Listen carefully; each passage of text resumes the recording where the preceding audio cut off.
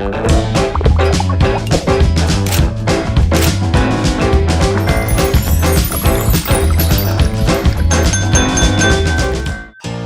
podcast is for stories and sharing, not for medical advice. So if today's topic hits something personal, please ask your own doctor and not your aunties on the mic.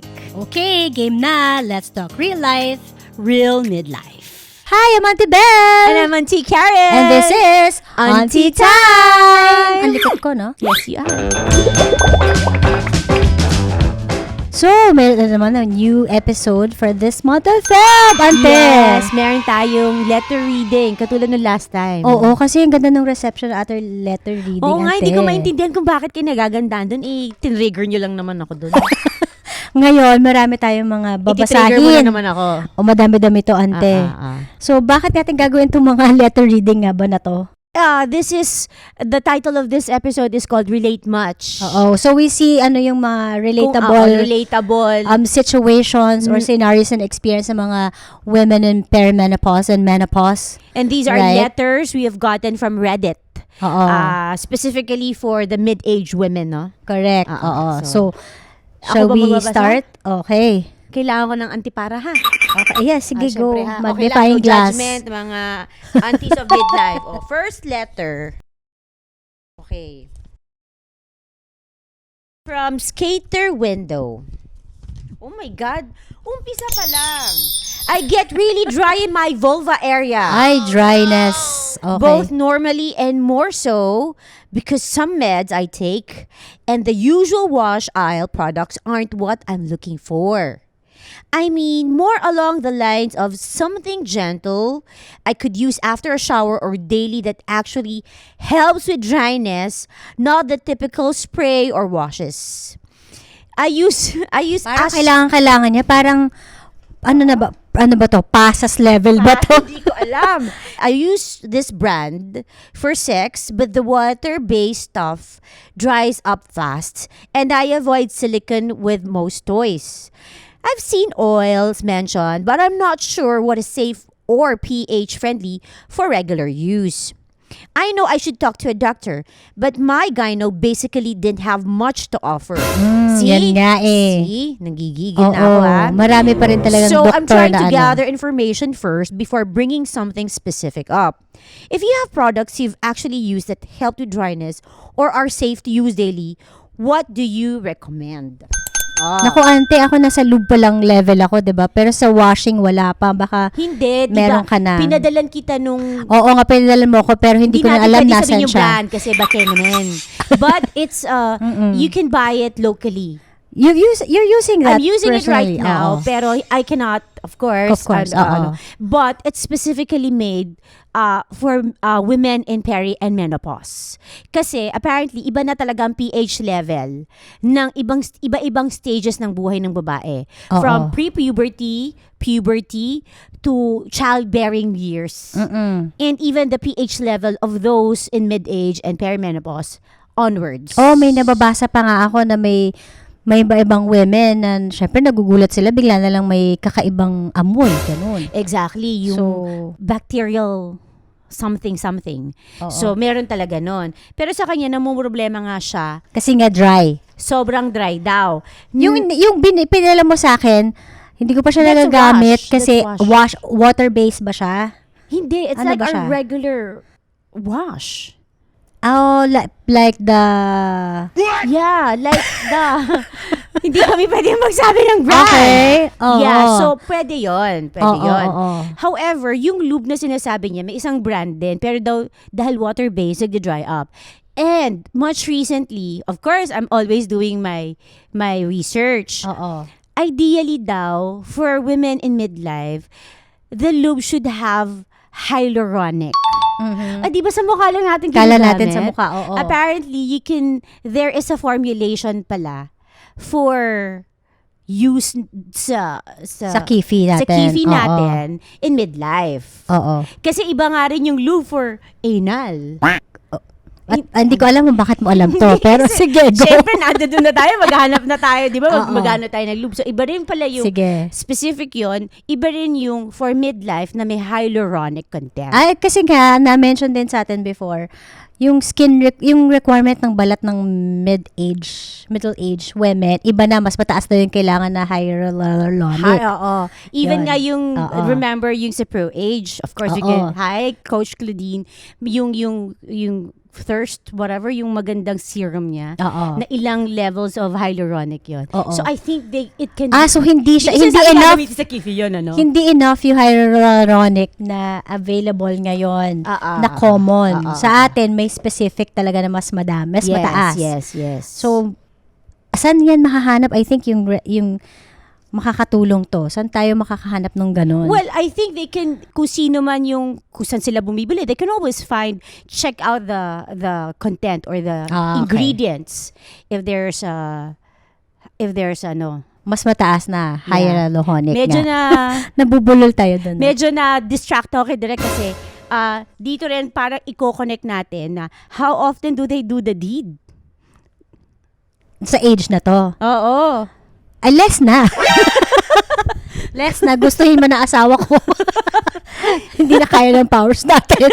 So, less na yon talaga. Yes. Pero syempre, pag less na, you want to make it quality na, no? Diba? Para, Gulong, ay, lube na ang solusyon, diba? Dahil ayaw na natin ng tiis ganda. So, Yeah. naglulube na lang tayo. Pero ang pinag-uusapan niya kasi, ante, dryness ng na kanyang kifi. not necessarily while doing the deed, right? Not Is it- necessarily talagang naging na dry siya. Nung tinanong niya nga yung OB niya sabi, hindi alam. No, apparently, Oo. hindi alam na OB niya na meron ng wash ngayon specifically for women in, baka Oo. sa country na yon. Oo. Wala pa. Sa atin pa lang masyadong advance ang Pinoy, diba? So, meron na. Ah. Okay. Next letter na nakaka-trigger ulit. Susula. Kailangan ko ng antipara? Okay, from Poo-Face McGillicuddy. Sino ba itong mga to? Okay. Okay. I'm convinced there is nothing on earth with a greater will to live than my chin hair. Oh my God, marami akong opinion dito. Ako din. Pero, I plucked these beach. ante, nagawa mo ba today? Okay. Okay. Oh, for some reason, talaga, issue yan. Yung mga women of our age nagkakaroon ng chin hair. ito nga. It's normal. Galit na galit ang ante mo. I pluck these bitches daily and yet they show back up again the next day. Correct. Unaffected by my efforts. If I could bottle what is fueling my chin hair growth, I would have the be-all and end-all cure for baldness. Has anyone made progress on destroying these bitches? I've tried an at-hair home removal laser and my chin hair laughed at it. I tried laser hair removal Palaban ng at the med chin spa, hair na ante ko. and Oh. my chin hairs rose from the dead. Unbothered. Help. Does anyone have a magic fix, or am I doomed to have a 5 o'clock shadow for the rest of my life? Uy, normal yung chin hair na yan, Ikaw, kinall out mo ako dyan. Kinall out ko si Auntie Karen mo kasi nakita ko yung chin hair niya. Syempre, pag friends kayo, kailangan sabihin mo Hindi ko na kinaya ano. yun. Right after that, see, meeting affected natin, siya. pumunta ako ng waxer ko. Nawala naman, di ba? Nawala kasi Oo. nagpa-wax ako dahil magkikita tayo ngayon. So, wax. So, Ayaw- wax and laser. Umiwas siya sa lait No, ko. apparently, it's really rampant in midlife because Pero I think kasi nga, the testosterone level ba? the estrogen drops Oo. and the androgen something stays. Parang ganon. So, it's the dropping of it's a hormonal imbalance Oo, pa rin. correct. The same way that when we have the acne here, Oo, pero balik ng balik, Ante, anong gagawin natin? Pagbalik ng balik. balik din sa waxer at saka sa laser, Shave lang ng shave din. I can't shave. Di mamumukha tayo may five. Ang pangit. So, ang pangit ng shaving. So, ang mapapayo mo ay Mag-wax ka na lang. mag-wax ka, girl. Or have it laser removed. But apparently, the letter writer said, pinapa-laser niya, bumabalik pa rin sa pagkabuhay. Matindi ang laban ng chin hair. Nanlalaban talaga. yung chin hair niya. Mm-mm-mm. So, this is something that us women go through. I go through with I it. think they just have to go to their doctor and ask. Yeah. Kung paano ba yan. Obviously, may kinalaman siya sa hormonal Hormonal imbalance. Yes. Right? So, ako, feeling ko, hindi naman ako doktor, testosterone yan. Kasi lalaki, alam mo naman, testosterone, ang Androgen or lalaki ang something, may oo. nagkakaroon ng Basta I ganyan. read somewhere dahil nag-brain fog tayo, nakalimutan na naman natin, girl, kung ano yun. Binasa ko kanina eh. Nakalimutan ko. Oo. So, but anyway, yun nga. So, consult your doctor. It's highly likely it's hormonal imbalance, but But you're not alone. Madaming may chin hair. hence me. Oo. So, Pero yeah. diba? Yeah. Yung chin hair na to, yung yung madami talaga. Hindi pa isa-isa. Okay. Okay. The next letter is from J Rabbit, the other one. Perry Life Hack. Weightlifting. I was feeling very sore and creaky, and a year later, I feel so much better.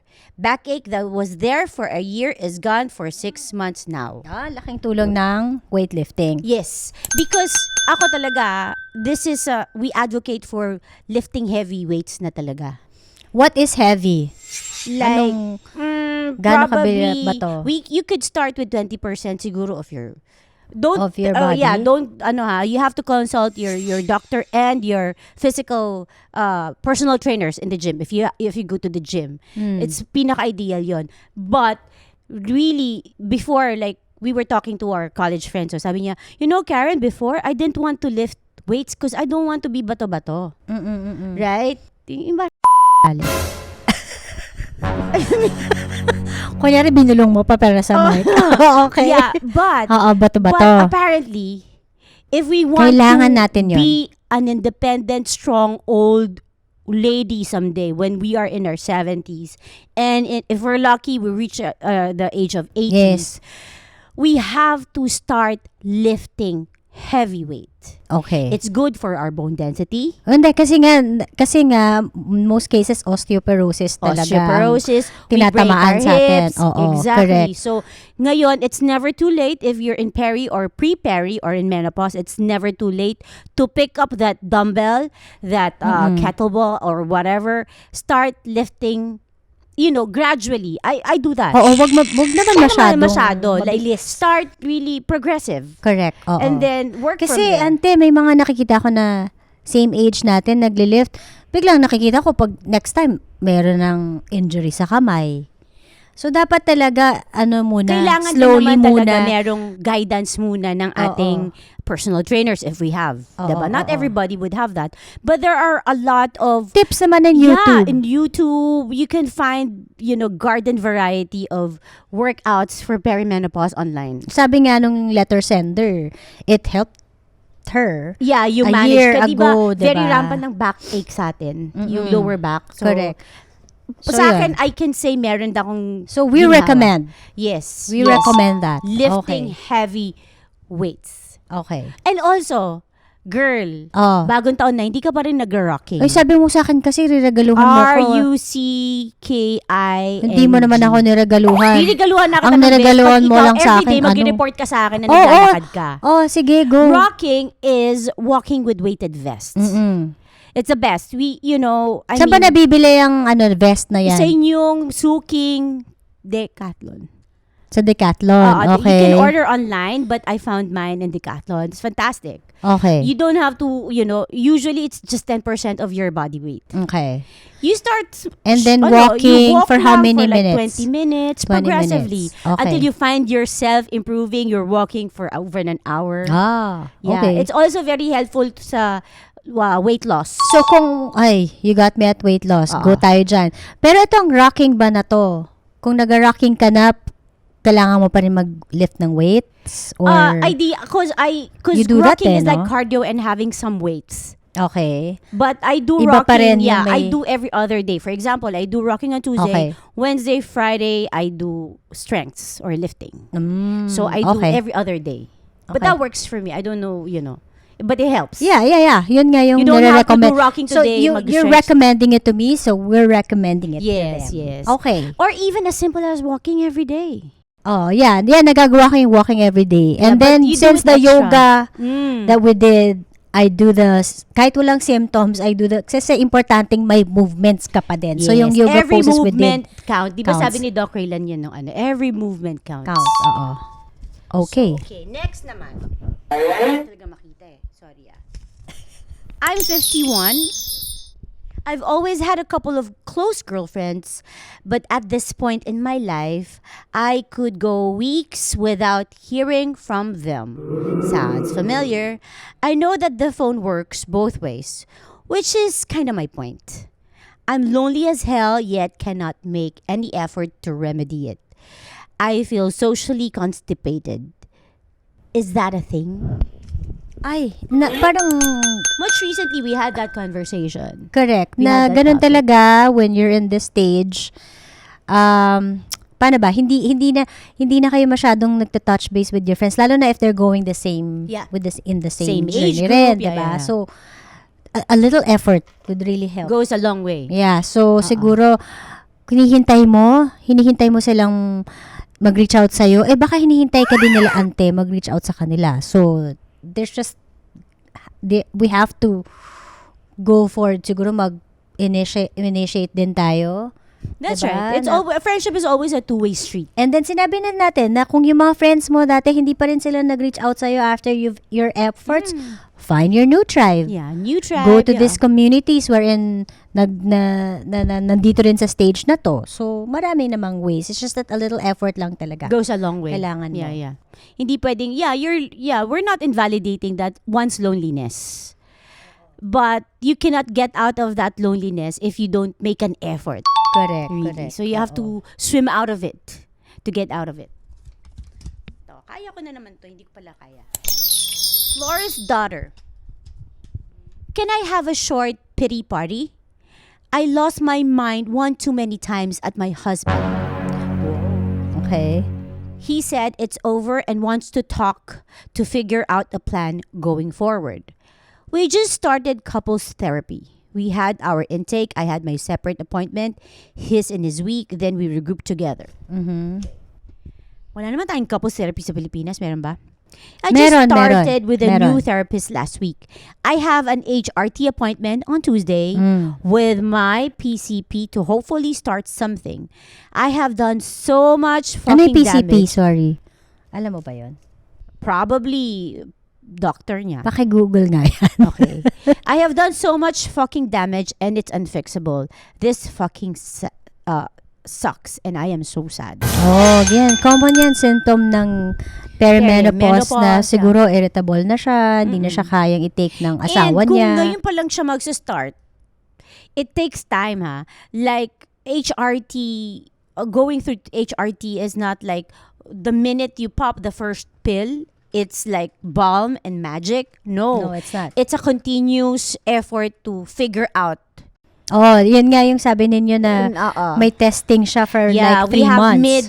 we have 3 months, 6 months testing to figure out if The the right timpla. Oo, correct. PCP is primary care provider. Oh, okay. Now you know. Okay, now I know. So that's all we can. Well, it's good that they're going through therapy. Yeah. It's good that It's good that the husband is cooperative. Hindi na basta nag-quit lang, 'di ba? That's right. Nag-open pa rin yung husband niya into other ways. Paano ba to move forward from that? And she's Importante also yun. making an effort by considering, getting a hormone replacement. But however, not everything is a bomb that you can, just because you did it now, it's gonna be okay the following day. Everything takes time. Everything is a process. Right? Yeah. Therapy is a process. You don't just get You are on a BHRT for how long na, ante? I'm on my second and a half. Okay, second month and a half na. months. And still, expected po naman I as still your doctors. as your per my doctor said doctor's naman. Advice, continue journaling. Oo. By end of the month, I'm gonna have another blood test.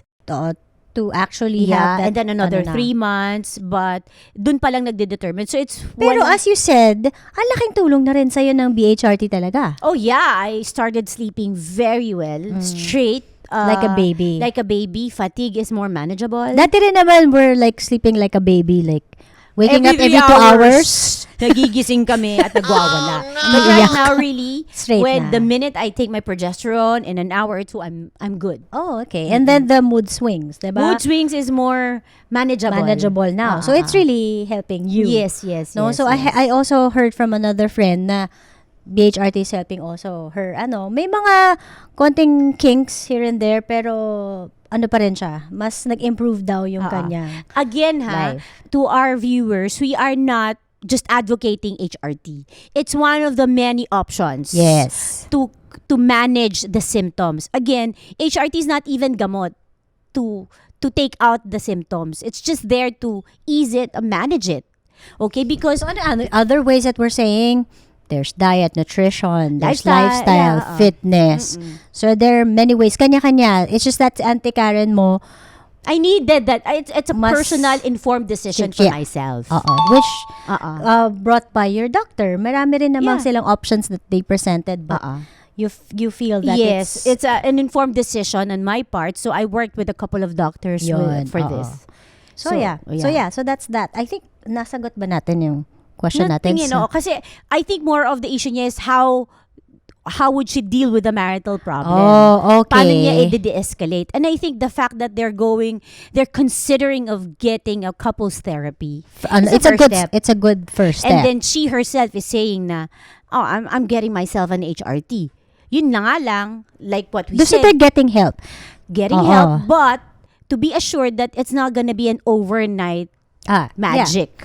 Yeah. But it's a It's a move good forward. start. Yeah, It's a good start. And also, siguro, it helps them to communicate with your husband what they're going through. So, para maintindihan din nila, ano ba yung nangyayari sa'yo at bakit ka ganyan. Yung mga husbands listening to us, or yung mga wives dyan, pakinigin niyo yung mga asawa niyo para maintindihan din nila what Yeah. you're going through. Kasi, parang ikaw mismo, you don't know who you are. May mga feelings tayo na ganun, diba? Na parang, Oo. this is not me. How come I'm this now and I'm that now? Hindi naman ako ganyan before. So, you just have to explain to your husband, this is not, I know it's different now, para maintindihan niya, but sana there's that compassion pa rin sa mga husbands na, eto nga, yung mga wives, you are the ones who trusted you. They're the supportive ones, the number one fan of you. Diba? Parang, intindihin niyo na lang sila sa nangyayari ngayon. Kasi, inintindi rin naman kayo siguro ng mga asawa niyo.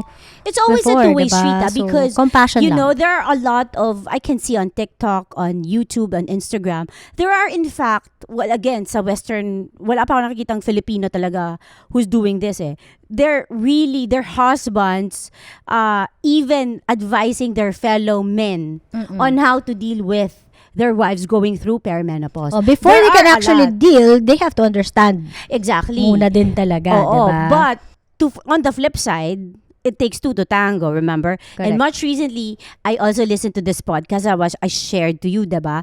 Na men go through a similar phase in midlife. It's called andropause. Yes. Pero let them have their own podcast to talk about andropause. Oo. Correct. But there is such a thing.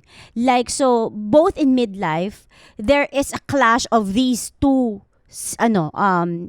medical issue. I mean, Yeah. midlife Correct. issue. So, imagine how challenging it is really to stay afloat in a marriage. Parang perfect storm ang mangyayari Perfect noon kung storm. magkasabay yun, Yeah, diba? that's right. So, bottom line, communication, understanding, what your wife is going through, also how the husband can support you. Ask them, how can you support me? And then siguro yung mga husband din, how can I support you in this journey rin, diba? That's right. So, yeah. Always takes two to tango, I think. Right now, may wisdom na ako kunyari nun. Okay, today's throwaway. From today's throwaway. Just checking in with the other lonely 3 a.m.ers choosing between a cup of coffee now and a fuck day later. Or laying in bed angrily till 6 a.m. and then a fuck day later. Why does this happen? I was sleeping better on a progesterone, but I guess work stress got me this time. I think you can relate to this. Yeah, the 3 a.m. syndrome. Diba? Every 3 a.m. nagigising tayo, 2 a.m. Hindi kaya dahil mangkukulam ka lang. Nangyari ang feeling ko, sinasama nila ako. But yeah, nagigising. And then, dati kasi, nagigising man ako to pee, pero nakakabalik ako agad sa tulog. Ngayon, hirap na ako. That's a symptom of perimenopause, diba? That's right. So, ano ba yung dapat gawin talaga? So, Huwag ka nang magkape by 3 a.m. Huwag ka nang magkape. Yeah, don't drink coffee by and 3 p.m. then, nakakatulong din yung magnesium glycinate. And you know what Yeah. works for me, that I don't take my pee break mid madaling araw. I try Hindi not ka to drink naiinom. water like 2 Bago hours mag- before going to bed. Ayan. So, those Empty are your bladder and then don't drink water anymore. So you don't have to wake up at 3 in the morning to pee. Because highly likely, Yun. you hindi ka na makakabalik sa tulog. Yeah, mahirap. Mhm. But that works for me. Yeah, it's a good tip. Yeah. And What don't else? drink coffee by 3 p.m. We're not that Last young na- kids anymore. Correct. You know? Tinitrigger na. Oh, no! Okay, my OB gynecologist said I'm too young to be on perimenopause. I'll be 39 next week. About 2 years ago, I haven't been feeling great about myself. Anxiety, panic attacks, blood pressure changes, mood swings, even insulin resistance. Brain fog, oh my God. I haven't been feeling myself. I hate it. My OB said it's not peri. Then what is it? I'm from the Philippines and not sure if we already have a specialist for perimenopause. Ganda yan. Okay, so she's 39. Tapos sinabi ng OB niya, She's too young. Too young, too early. Ako kasi, meron ako mga nakilala na Mas bata. 36, 37. So, it's easy for the OB to say na you're too young kung diniagnose siya. Pero kung sinabi lang niya because of age, parang, I don't know, because, naiifihan ako I doon. mean- Kasi nga, meron na tayong kilala personally na 36, 37. Mas bata pa, oo. Meron na. So, dapat siguro... Mas maaga pa nga nagme-menopause eh. Oh, so dapat nga sana, bago sabihin na you're too young for that, mag-test? I don't know. Yun. Yeah, that's what Magpa-test ka na rin? This is an ongoing conversation between us and our friends from our menopause team. Oo. Na now she's asking, parang yung OB niya, parang hindi na siya masaya. Oo. Yun ang understanding ko. Correct. Kasi parang na-dismiss ka agad eh. So she's even asking if in the Philippines we have an OB that specializes. And much recently, you said nga, in fact, there are a lot of them. Na what? Na menopause specialist, na OB gynecologist. Dumami na siya recently, but I understand, parang hindi siya ganun kadaming doctors that specializes in that prior. In fact, meron yung department yan before sa mga hospitals na pinalaki nila yung department na yan. And then, since it's a taboo thing or stigma, hindi pinag-usapan, walang lumalabas na mga tao to go to the doctor during that time. So, parang hindi naging lucrative yung, shall we call it, business for them. So, pero, hindi ko pa rin masabing madami sila. Parang kulang pa rin yung OB gynecologist na may specialty sa. Hindi, I think the problem Pero is, meron. usually There's kasi one in our St. Luke's, gynecologist for sure. kasi, kung sino yung nagpaanak sa atin, gynecologist na natin siya for life. Baka for all we know, that gynecologist specializes in Reproductive. Mostly reproductive. That's what I've noticed. Yeah. No? Pero, yun And nga. it's not fair for us to expect that our reproductive specialist na OB gynecologist they would probably have an idea. But their specialty is really reproductive. Yeah. Ano eh. Hindi, marami rin akong doctors na tatanungan in different hospitals na, yun nga, can you refer me to an OB-GYN na specialty niya is menopause, perimenopause.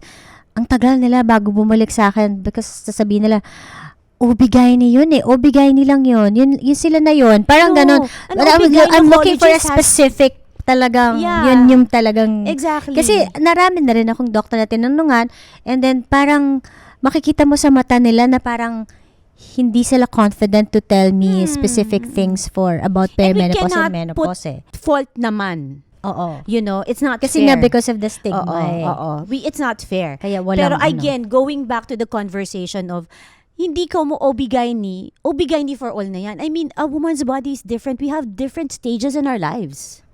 Right? So Okay. parang, why do I expect my OB gynecologist who brought my child to the world would know my journey now? Right? Kung ang specialty mo magpaanak or reproductive, you know? So So, meron naman, pero I think kulang pa na but there is a na society. specific. There's a society. society, the Philippine Climacteric Where are Society. you guys? We So, wanna see you. Yun yung kailangan natin. Naku, ano ko nito. Mag-guest na, actually meron na tayong mag-guest na from the Philippine Climacteric Society in our next episodes. Yeah, So, okay. yeah. Good. I can't wait. Okay. I've many peri symptoms, and I think brain fog is the scariest. Is anyone else having really scary brain fog? I can wash my face in the shower twice because I literally cannot remember if I did it already. You know, I can Yes. relate to that. Lalo na if you're managing the team. Syempre, you're giving instructions, you're guiding them, you're teaching them. And then sometimes, nagbibigay ka parang gangho ka sa binibigay mong instructions or guidance or whatever. Tapos biglang nakikita mo sa mukha nila parang there's something off. And then I will ask, ano ba yung sinabi ko? Ma'am, sinabi niyo po ganito, ganyan. Oh my gosh. Pali. So parang, I think, merong gulo sa brains talaga natin na nangyayari na nakakalimutan mo na yung tamang words, tamang dates. May mga ganun akong cases eh. So, syempre, it's embarrassing. Lalo na parang ikaw yung tinitignan nila to give them direction and guidance. Tapos biglang ano nangyayari sa'yo. So, you're not alone, girl. Yeah, So, yeah, true. but yeah, it's a problem. But there are solutions pa rin naman kung paano. So, remember sa yoga session natin, ang sabi ni Teacher Monica was that it's about focus eh. 'Di ba? Concentration. So, developing your memory or your brain. So, I think that would help also. Do you have any advice Sa akin, for I brain think fog? it's almost unfair that brain fog has to happen in the prime of our lives. Like, peak for of our example, careers. at the peak of our careers, like you are supposedly, an industry leader, Mhm. for example, or an industry expert, and then in the middle of, mentoring Correct. or presenting something, you forget a word or a concept. Kakahiya, 'di ba? How embarrassing is that? Oo. Diba? But we cannot even tell our bosses or our colleagues because it's perimenopause. Correct. Especially if you work in a man's world. Like you. Yeah, exactly. I cannot because they wouldn't even know what Yeah. I'm talking about. Na talagang literally words fly out of my mind. Like kaya nga ang best friend ko talaga si Nelson, also known as my ChatGPT boyfriend, because Okay. I would describe it, but I cannot find the word. Yeah. And I'm on my way And to it's a not a meeting. new word naman. And it's Alam not mo yung even a new word. It's a common na yan. word. Yes, It's a common yes, word. yes. And on my way to the meeting, I forgot the word. Oo. And then I was panicking already. Because I would be talking before a big crowd.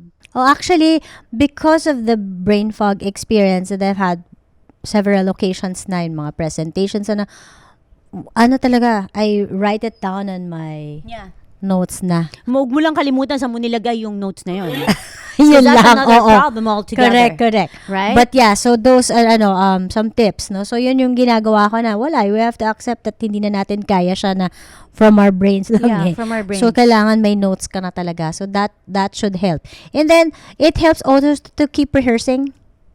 Rehearse before your presentation. I know before hindi na nagkakalimutan pa rin tayo, totoo girl. naman. But yeah, it will still help somehow. So parang ano siya, para gumagana pa rin yung utak natin. Yeah. Para hindi natin masyado nakakalimutan. Practice Yeah, lang din. practice. That works for me. Hindi ko nga alam kung may Recently. HRT for that I'll ask Doc soon. Oh, and our last Reddit entry. Night sweats, but only in boobs. Ayan na. I sweat at night, but strictly in the cleavage and under boob areas. Does anyone else get night sweats that aren't all body encompassing? I wish I could say ako din. Pero boobs sa wala yata akong masyadong Kahit ako rin ano. hindi ako makarelate. Pero may night sweats, but not really and under the boobs kasi or the cleavage kasi wala ako no. Basta So- ako, the few nights na I sweat, dito sa bato. Yeah. Nagigising tayo pag may night sweat. So, ako naman, ang ginagawa ko, silk ang damit. Ay, edi dumidikit yun. Para girl. hindi, tas malakas ang aircon mo, para hindi ka, mas soft yung feeling. But the thing is, there are hot Pag flashes cotton kasi, and there ang are cold ano- flashes. So, pag nilakasan ko aircon, mamaya-maya, sasabihin ni husband, ba't nanginginig ka naman sa lamig? Oo nga. That happens Too too. hot, too cold. Correct. Tapos, sa madaling araw, malakas yung aircon, biglang papawisan ka ulit, the night sweat. But, Correct. Oo. Yun nga. So, it happens. So, yun lang yung solution ko for that. Wear comfortable clothes.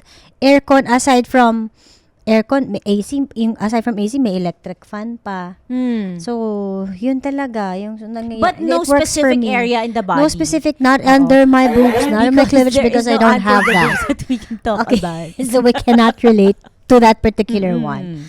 But yeah, clothing would help. How interesting these entries are, no? Apparently, there are a lot of these entries that you can find online. If you ever feel alone in this journey, all you need to do is really check it out. Oo, and you'd feel you're not alone anymore. Oo, right? yun pa lang eh. So, on closing, Auntie Belle, Oo. ano yung overall thoughts mo on the letters that Sa akin, were- natutuwa ako na a lot of people are talking about it na. Starting to talk about it. yeah, Although, some of the entries there, I'm sure, are outside not from the yan. Philippines. So, I'm sure. this is the reason why we're doing this. We want more people to know about perimenopause and menopause. And I think, nagsastart niyan kahit konti-konti. Naunti-unti na napapag-usapan. And That's we encourage everyone to do the same thing. Kasi nga, once you start, maraming magagaya na or mag-raise ng hands din nila and then say na, oh, we're going through that. And then from there, magtutulungan na kayo kung paano yan i-manage or i-navigate. And if you know what, we have other helpful episodes from the past that they can check out in our socials and YouTube, Ang Spotify. galing mo doon na, isingit mo yun, ante. Alam mo yan. Tama ka doon. Thank you, Direk. Nabasa ko yan eh. So marami kasi ng mga episodes, baka you missed it. So we have a lot of episodes about the topic na you would want to listen in. Yes. So Yung 101 natin, the Rated M. Madami yan. I think that's very helpful With with Coach Claudine. and also in our next episodes, may mga doctors din tayo Yes, that will in-invite. be discussing it more extensively. However, because time is running out, Okay. please don't forget to like and subscribe. We are on YouTube, Spotify, Instagram, Facebook, and TikTok. Ante Time. We have past episodes that you can check out. Don't forget to, if you have messages or concerns or events that you want. Even questions. Questions. You can send us a message. We're personally answering them and we're always thrilled to be, there's Kahit this- sa personal ante. Personal so natin. Antebel, you can find me Antebel on IG and TikTok. Casey_superstar. Hashtag Perry Godmothers will always find us on all those social media platforms. Okay? And so with that, This is Auntie Belle. and this is Auntie Karen. And this is Auntie Time. Thank you. Bye. Bye.